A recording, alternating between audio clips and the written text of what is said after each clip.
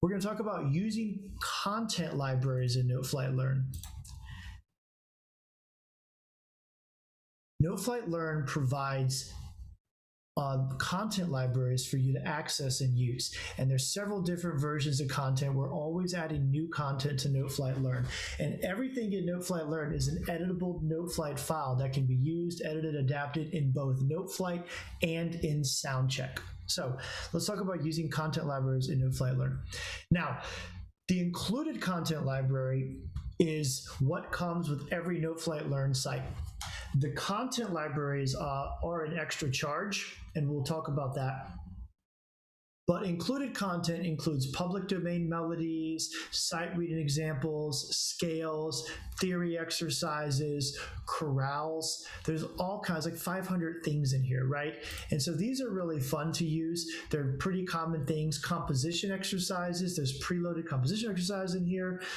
They start simple. They can get pretty complicated as well, which is fun. I'll open up number 16. And they're sequentially numbered. C minor, different time signatures. So now you have to come in and, and again, you can use this, right, as an editable copy or SoundCheck. So if I wanted to use basic composition 16 with my students, or if I wanted to use a version of basic composition 16 with my students, I would hit create editable copy. That creates an editable copy. I know we try to label things for what they do. And now notice that this is your own Noteflight score in your own account. So if I want to do this, I'm actually going to do this real quick. D minor composing. Or I like fun names. So I'll say, what time does D minor start? So let's say I want to use this differently. Well, I'm going to select all. I'm going to go into pitch. I'm going to transpose. I'm going to go up a step, major second. Now I'm going to put it in D minor. I'm going to change my instructions. So this is totally editable, right? All of these like included scores. Now I have a D minor version. So I've tweaked it. There you go. Now, what can I do with this? Well, I can share it with my students as an activity template and assign them to do this thing. If I'm using Google Classroom, I can create a Google assignment. And there's no notes here, so SoundCheck doesn't make sense. But if it had notes, you can create a SoundCheck out of it. So that is the included content. Now, other content are these content libraries here. The Noteflight Learn content libraries included copyrighted content available from HowLearn. Noteflight is a HowLearn company, and these are available for, let's see if I can get myself out of the way, pop, band, choir, piano, guitar, and orchestra. So you have all these different libraries, and you can peruse these and use them. When you add content libraries to your account, you get all of them. So if you're a choir person, you have all this choir content. You can find scores that you want. Oh, All of Me, 2-part SAB. There's 3 different voicings available, which is pretty cool.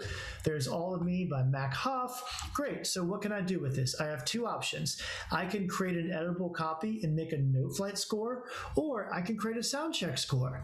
Right? So I can actually create an assessment out of this, and bam, we now have an immediate SoundCheck score, and your students can go in and say, you know what, I want to sing part 1, and they can actually assess themselves performing part 1 right in SoundCheck. So that's all available from the content libraries. Now, last but certainly not least is Noteflight Learn also includes all the essential elements band and string exercises.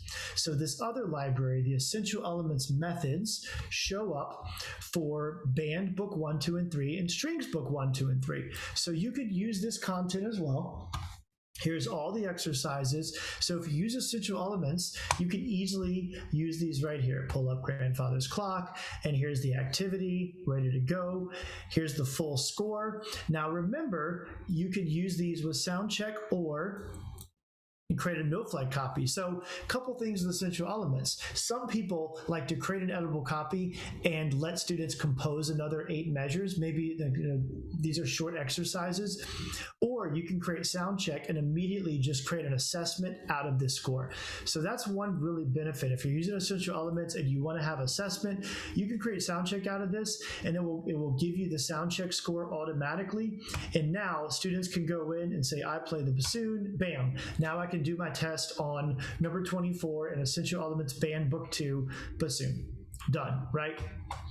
Or the other option is they can go in and they can create an editable copy in Noteflight.